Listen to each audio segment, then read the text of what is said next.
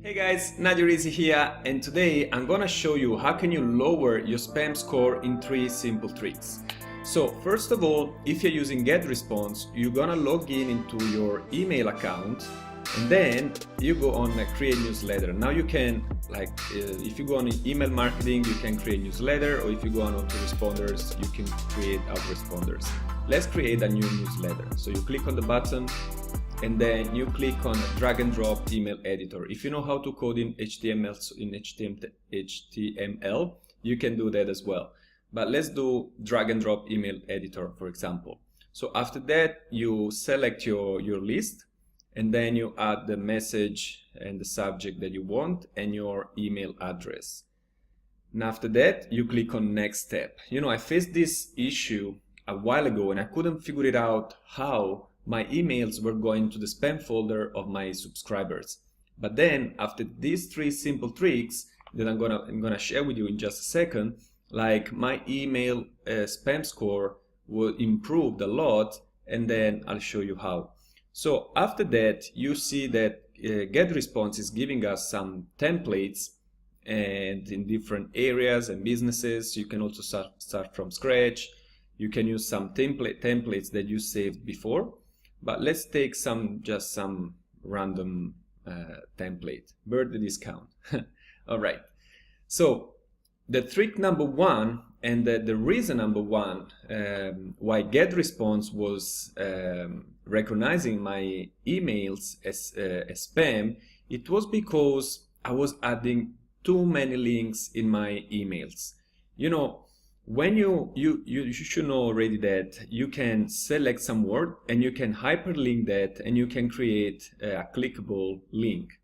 So for example, if we select around, you click on this little icon here and you can add the URL.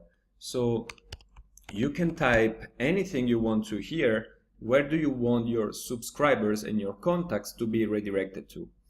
And you can add like as many links as you want, apple.com, whatever. And then as you see, it becomes blue, so that means that you can click on this button on this word, and then it's gonna redirect your subscribers or your contacts to your to the link that you typed in. So first of all, try to insert as like not so many links.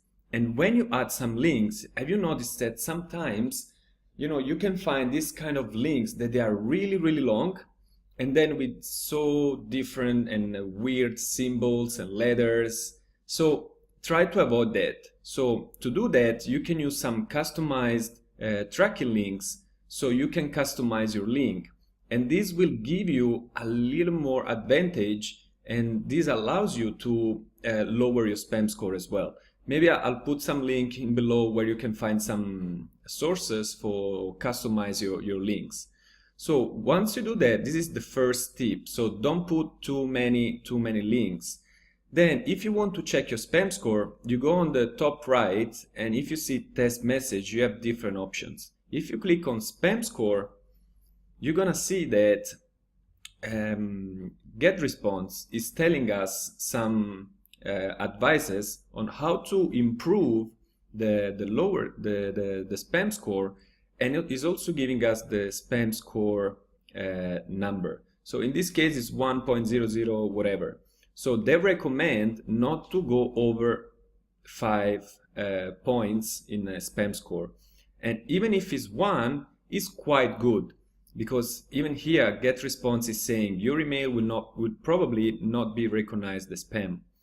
And then here as well, it's giving us some hints on how to improve that. As you see, this message doesn't have a plain text version, and this is the biggest number that we have here. So after so many tests, I realized that if we go and click on plain text right here in the bottom, you can see that this is empty. So what we have to do is click on this button HTML to plain, and then it will report everything that is written here in the newsletter it's gonna report that in the plain text. Now, in this case, this email is pretty short and pretty simple. But sometimes it happens that the sentences, they go over this line, and this is the recommended width that Getresponse is giving us to keep some structure. So what we have to do when you type your email, you click on HTML to plain, and then you click on this button, wrap long lines. This will put all the sentences below this line, and if we only apply this second trick and this second strategy, and we go back to the spam score, look, minus 0.098, and we don't have anymore that message. This is really helpful because in this way we can lower drastically the spam score. The tip number 3 is you have to engage with your list. That means that, before I used to have around 1,000 contacts, and then I was sending them emails, and I noticed that the open rate, it was from 0.5 to 3%, and this is really low. So I text the Getresponse support, I text the email provider support. After a long time, I realized that when you send emails to your list and they are not engaging with you, that means that they are not opening your emails and they are not clicking your links that you put in your emails. That means that they are not engaging with you. And the more they don't open your emails, the more the emails they will go to the spam folder. So for my experience, when I had 1,000 contacts, what I had to do, it was to select all the contacts that were engaging with my emails, and I had to delete all the other contacts. I know that I spent money, I spent time, but after that, I kept around maybe 200 contacts, and these contacts, they were the ones who were engaging the most with my emails. So after that, the open rate and the click rate raised and improved a lot, and it went from 15 to sometimes 30-40%. I know that this number can be improved even more, but now every time I send emails, my EP address is not recognized as spam anymore. So every mail I send, I'm sure that they're gonna go to the inbox folder. Sometimes can still happen that your emails go into the spam folder because it's never predictable. But still, we have almost 100% chances that the emails that we send, they're gonna go into the spam folder. Guys, for today's training is everything. I hope you liked it. If you find some value, just thumbs up or maybe subscribe to the channel. Thank you so much, and I wish you a great day. Bye.